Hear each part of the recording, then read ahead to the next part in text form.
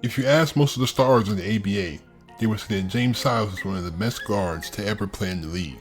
He was an elite scorer as he could pull up out of nowhere for a jumper, but play him too close and he would blow by you for an easy layup or a trip to the line.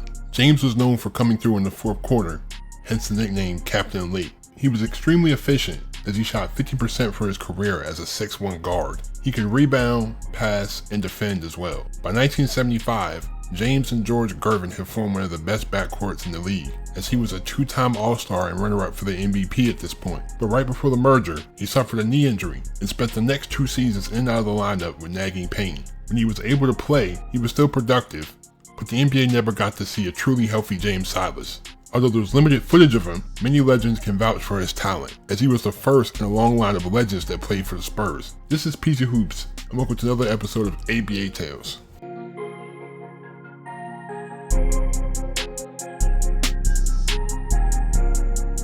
James was born on February 11th, 1949 in Tallulah, Louisiana.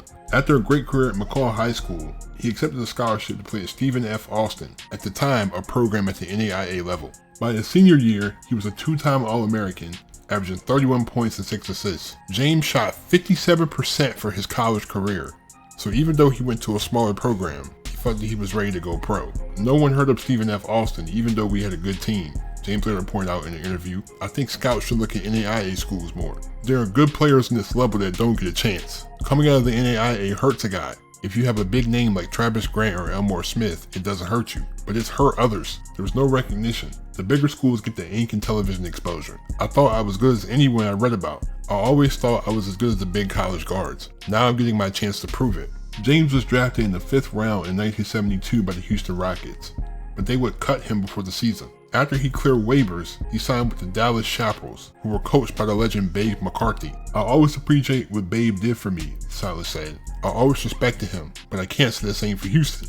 I felt like they knew they were going to cut me all along, but they waited until before the first regular season game. By that time, most of the rosters were stable. They should have let me go earlier to get on with someone else." But James was now in the ABA, as he would have a major part on a Dallas team that really wasn't that good. They had some great players, like Bob Needlicki, Rich Jones, and Steve Jones, but they wouldn't be contending anytime soon. This meant a lot of opportunity for James, as he was averaging about 9 points in the first 15 games, but he was shooting 55%. He broke out for 31 points, 7 rebounds, and 8 assists on December 19th against Denver. He put up 15 points, a career-high 15 rebounds, and 7 assists on February 20th against the Pacers, and a season-high 38 points, 10 rebounds, 5 assists, and 3 steals on March 17th against the Nuggets again.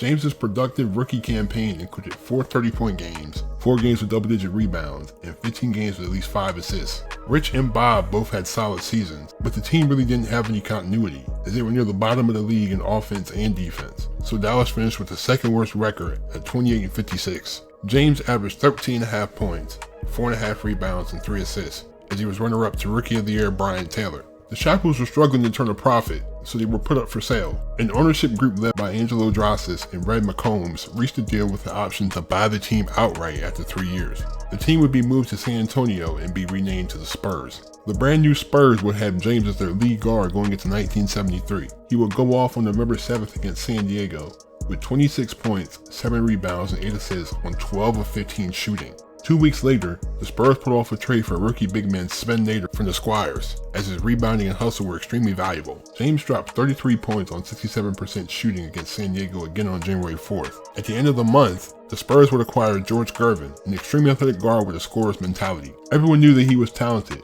but he just needed an opportunity. James and George really played well off each other, as James's numbers would see a jump after the trade. He had 20 games with at least 20 points, 2 games with double-digit rebounds, 26 games with at least 5 assists, and 4 games with at least 3 steals. The Spurs were much improved this year, as Rich, Sven, and George Gervin all made the All-Star game. James finished 18th in points and 20th in assists, as San Antonio was all defense and no offense, as they were last in scoring, but their slow pace allowed the fewest shot attempts, with their 45 and 39 record being enough for the postseason.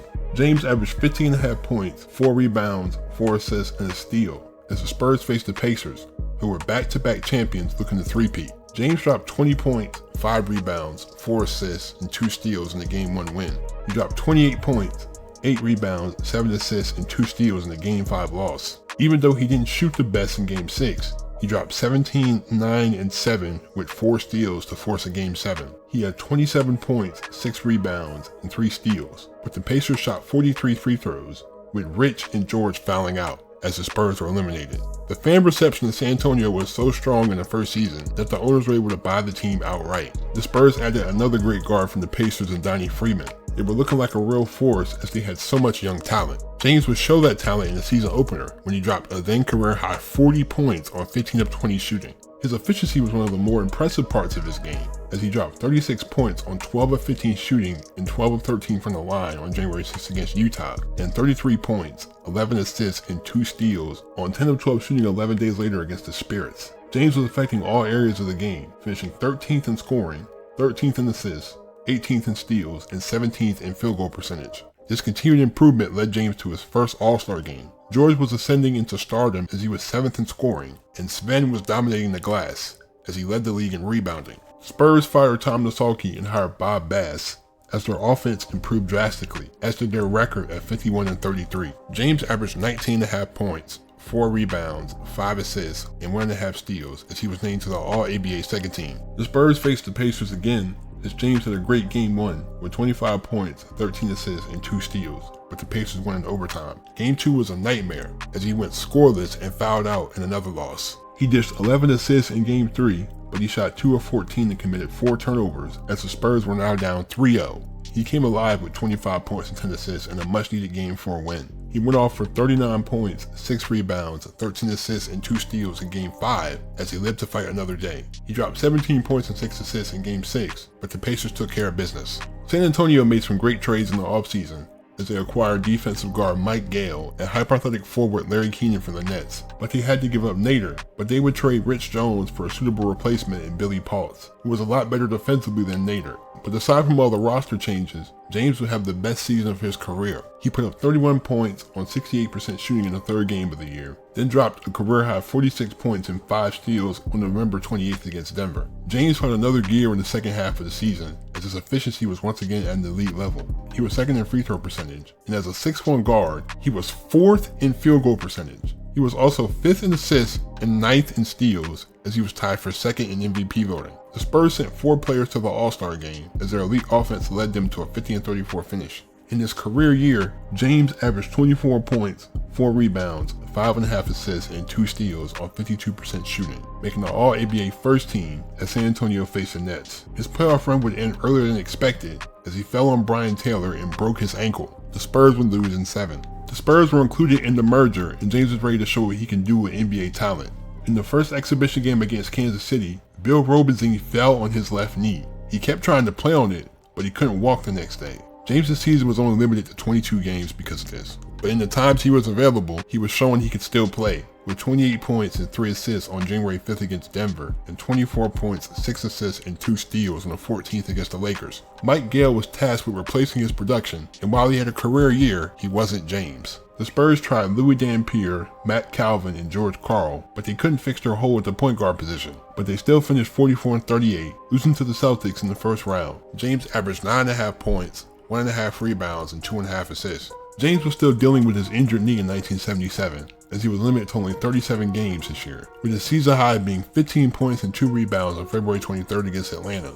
Coach Doug Moe was ready to give up on James, as Mike and George had the Spurs winning the division, but Bass kept in contact with him throughout his rehab. George's shift to shooting guard allowed him to lead the league in scoring after an intense season-long battle with David Thompson for the scoring crown, as the Spurs finished 52 and 30, with James averaging 4 points, half a rebound, and 1 assist. He got limited action in the playoffs against Washington, as the Spurs would suffer another early playoff exit. James was finally healthy again in 1978, but it was clear that he couldn't play heavy minutes anymore, but he would still be effective in his reduced role. The month of November was good for him, as he averaged 17 points on 50% shooting. He was still highly efficient, as on January 13th against Cleveland, he dropped 27 points on 12 of 15 shooting, and 30 points on 12 of 18 shooting on March 15th against New Orleans. The Iceman would lead the league in scoring again, while Larry Keenan had the best season of his career. The Spurs were an offensive machine, as 4 of their starters shot over 50%. The San Antonio finished 48 and 34, as James had a nice return from injury, averaging 16 points, 2.5 rebounds, 3.5 assists, and a steal, as the Spurs faced the Sixers in the semifinals. James dropped 25 points and 8 assists on 10 of 14 shooting in Game 2, 32 points and 3 steals the next game, and 27 points and 2 steals in Game 6, as the Spurs would sneak by in Game 7 with their first playoff series win since 1967. The Bullets were next, but San Antonio looked like they were firmly in control early on. James dropped 28 in Game 1 and 22 in Game 3, as the Spurs were up 3-1 with a trip to the finals all but locked up. However, James would shoot under 41% in Games 5 through 7, as the Spurs would fall in Game 7, as they squandered their best chance to win the title. James continued in his role in 1979, but he would show glimpses of the pre-injury form this year, dropping 35 points on 54% shooting against the Bullets on November 23rd, and 34 points on 63% shooting a week later against Detroit. He was really going off in January, averaging 25 points and 5 assists while shooting 58%. The Iceman led the league in scoring for the third straight year, but the Spurs traded Billy Paultz for John Shoemate, as their defense would suffer tremendously. Their mediocre 41-41 record was just enough to grab a playoff spot, as James averaged 18 points, 2 rebounds, and 4.5 assists as the Spurs faced the Rockets. He dropped 18 points, 4 rebounds, 3 assists, and 3 steals in Game 1, but Houston still won. He shot 38% in the next 2 games as the Rockets blew them out in Game 3 to advance. The Spurs upgraded their front court with the acquisitions of George Johnson and Dave Corzine. James continued his solid play, averaging 18 points on 50% shooting in the first 2 months. He dropped 33 points, 5 rebounds, and 5 assists on January 6 against the Knicks, and 25 points, 5 rebounds, 3 assists, and 2 steals 2 weeks later against the Suns. Iceman was among the best scorers in the league again, as George Johnson led the league in blocks. James had the 15th best offensive rating, as San Antonio finished 52-30. He averaged 18 points, 3 rebounds, and 4 assists as the Spurs faced the Rockets again. He shot 28% in the first 3 games, as the Spurs were down 2-1. James would have his best performance in Game 4 with 21 points, 6 rebounds, and 3 assists as the Spurs tied the series. He couldn't replicate that production as the Spurs lost in Game 7. San Antonio liked what they saw out of second-year point guard Johnny Moore, and since he was almost 10 years younger, the Spurs went with him as their floor general of the future. James was also having contract issues with the management as they planned to cut his pay for next season, so he was traded to the Cavs for a second-round pick. It was clear that he was upset about this, as 5 days later, he would respond by calling the Spurs greedy and referring to the management as jerks. The Cavaliers were a dumpster fire in 1981, as there was no consistency in any part of the franchise. With pretty much nothing to play for, James was essentially out there for pride, but he was still putting up good performances, like 31 points on 55% shooting on December 22nd, and back-to-back 30-point games in April. The upper management was by far the worst in the league, as there was no continuity with the roster, as 23 different guys played this year. The Cavs went through 4 head coaches, and they traded Mike Mitchell and Bill Laimbeer, 2 of their best young players, for essentially nothing in return. Their 15-67 record would be one of the worst in NBA history, as James averaged 11 points, 1.5 rebounds, and 3.5 assists. James decided to retire after the season at 32 years old. He was the first Spur to have his jersey retired, but he's pretty much lived in the shadows. His son, however, has had a successful basketball career of his own, including a few stops in the NBA.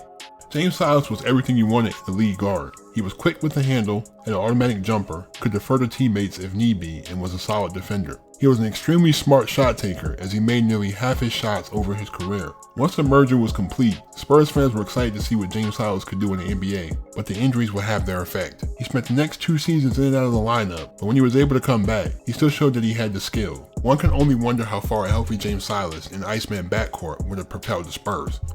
But since his prime was pretty short, he often gets forgotten, as he was on the path to the Hall of Fame before he got hurt. But Captain Lay shall always be remembered as a first Spurs legend. Man, thank you guys. I really appreciate y'all so much for supporting this channel. I've gotten so many comments about James Silas. I was able to scour for the limited footage of him, and like, he's just such an all-around talented guard. Like, he can do everything. Even though he's 6'1", he's still crashing the glass, he's still passing the ball, he's still playing good defense. Like, he's still scoring in so many different ways. Like, he's getting to the foul line, pull-up jumper, pull up from the elbow, pull up from the free-throw line jumper, driving past people for layups, he's doing acrobatic layup. He's just such a great all-around guard. That's what I've seen. Thank you for watching. I really appreciate y'all. I hope you guys enjoyed this video. Leave a like, hit that subscribe button, turn my post notifications on.